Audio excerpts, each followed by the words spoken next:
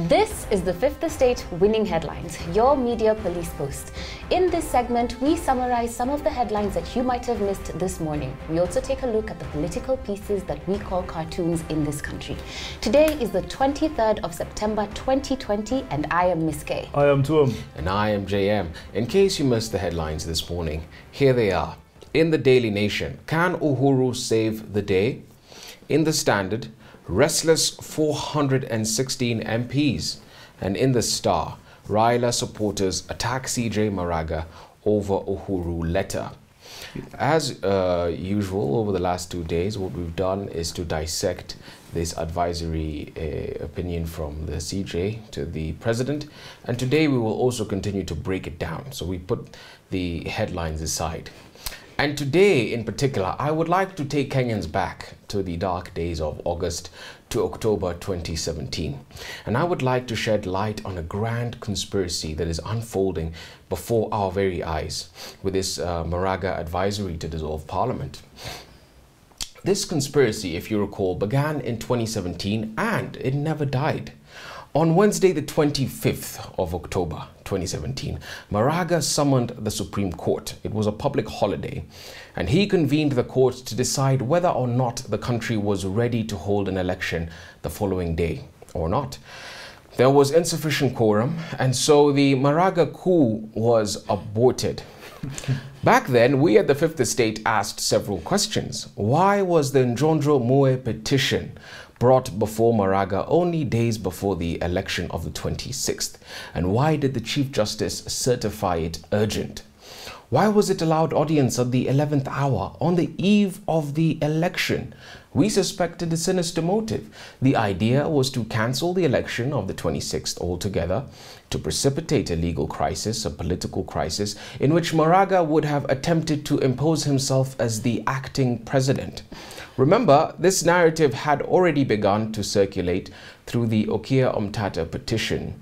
And this petition, if you recall, sought to set up a caretaker government headed by none other than the CJ Maraga due to his professional, and I'm quoting here, due to his professional and personal prestige and superiority from party dynamics. Now, why have I taken you back here? I want to hypothesize that the nihilistic and conniving axis of powers behind Maraga are still at work. And who are they? We know them. Nelson Havi, Njondro Mue, David Ndii, Okia Omtata, Open Society, George Soros. And what is their goal? It's simple: to collapse the government, to collapse the entire order and establish a new one. How will they do this? Through the courts and through the streets. You can take this to the bank, dear Kenyans. Every petition to interpret the Constitution led by Nelson Havi and his cabal of nihilists will obtain an interpretation that is favorable to them. In a matter of days, this is what's likely to happen. First, the courts will tell us that since the president has refused to dissolve Parliament, the judiciary will declare that the CJ's advisory in and of itself suffices as an instrument of dissolution. And so the CJ will most probably write to the speakers of Parliament, directing them to dissolve Parliament. Second, Nelson Havi and co. in the coming weeks, probably accompanied by the Deputy President, will start tear gas Mondays. And the goal will be to pile pressure on the executive to submit to the judiciary by enforcing the court order to dissolve Parliament. And third, finally, while that is happening, the courts will also have issued another ruling saying that since the Constitution states that the election of the president shall be held on the same day as the general election of members of Parliament, being the second Tuesday in August in every 5th year, the president must also go into an election. But they will say that since Uhuru Kenyatta has done more than 2.5 years of his second term, that constitutes a full term of office, and therefore he is not eligible to stand for president. So what must we do in the upcoming referendum? We must defang the judiciary. And don't get me wrong, I'm not saying that we emasculate them completely, but to be honest, they have gone rogue. They have to be accountable only to the head of state. And that's my, my position. What do you want to say about this, Ms. K? About two things. I'm going to comment on what you've just said. And what I'm going to say is that you've referenced something very important there. We must note that he who pays the piper calls the tune. Yeah. So if he who pays the piper calls the tune and the judiciary is paid by certain persons, not owned by this country, not subject to any particular voter, then those are the ones who call the tune. And Absolutely. those nihilists get paid outside of this country. Yeah. And they're the ones who are going to determine how we run this country. And to I'd like to speak to you now about something you said yesterday. Yesterday you hypothesized that if a citizen of Kenya were to petition the courts and ask for an interpretation of the Maraga advisory, then the Maraga courts would rule that the life of parliament and that of the president coincide, just as you've said, JM, and that this decision would be based on Article 136, which gives the two conditions of an election of the president. So it has to be on the same day as an election of members of parliament, and it has to be the second Tuesday in August every 5th year. I'd like to amend this position just a little bit. This is not a hypothetical position. It is a fact.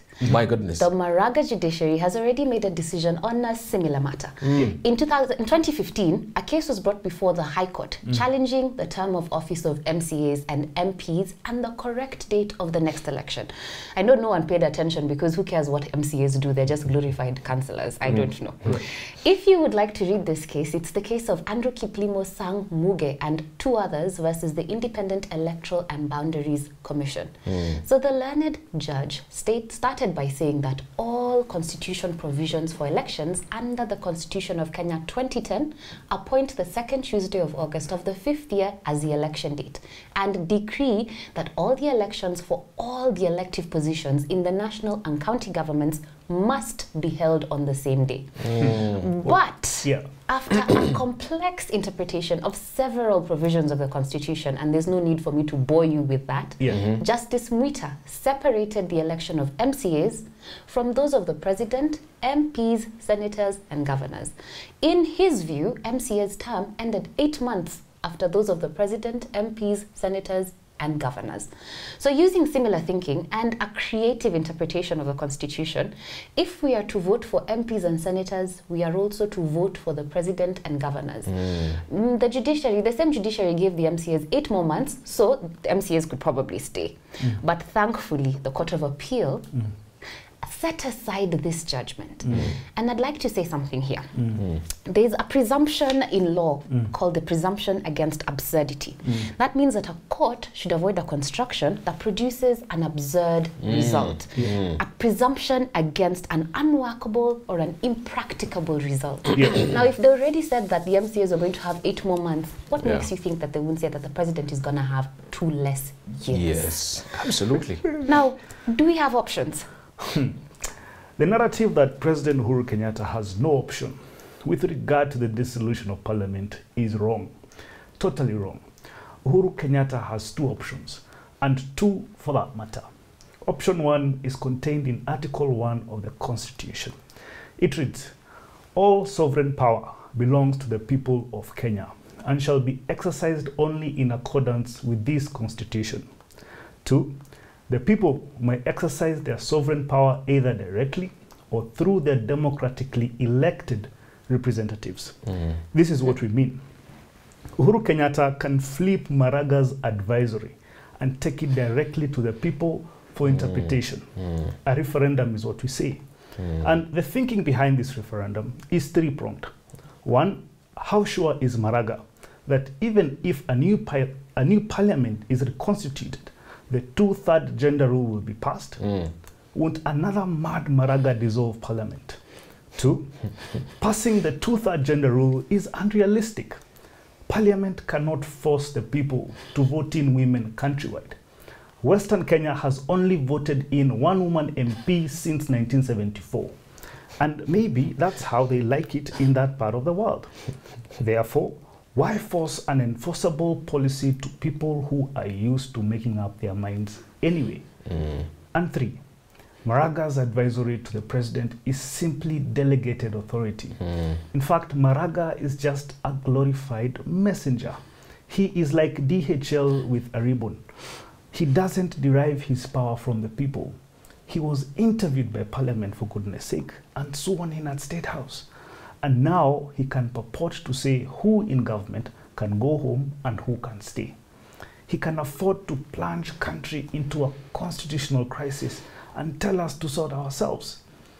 Is in his advisory signed off by Maraga, he said, let us endure pain if we must, if only to remind ourselves as a country that choices and particularly choices on constitutional obligations have consequences. We must say no to impunity and hold everyone accountable for their actions or omissions. This, in my view, is not an advisory. It's a statement of war. And that brings me to my second option. It's the military. You want to go there? Because Maraga and co are plotting a civilian coup, things can only go left. And because this is a usurping of powers by the coup makers, Maraga and co must be stopped. Robert Greene teaches us, you do not recite poetry to a man carrying a sword. Or as Jomo Kenyatta used to put it, wanaume ni kuonana. Absolutely. We must expect the worst, the most sinister motives from the office of the Chief Justice, even from the Supreme Court.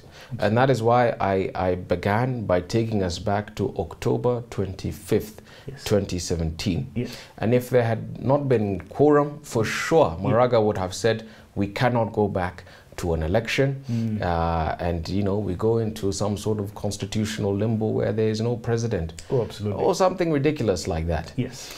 So I want to leave you with a quote from Lao Tzu. Lao Tzu says, the more laws and order are made prominent, the more thieves and robbers there will be. That is the evil nexus around Maraga. The nihilists led by Javi and co. Wakora network there. So I will leave you with that. Don't forget to subscribe to our YouTube channel.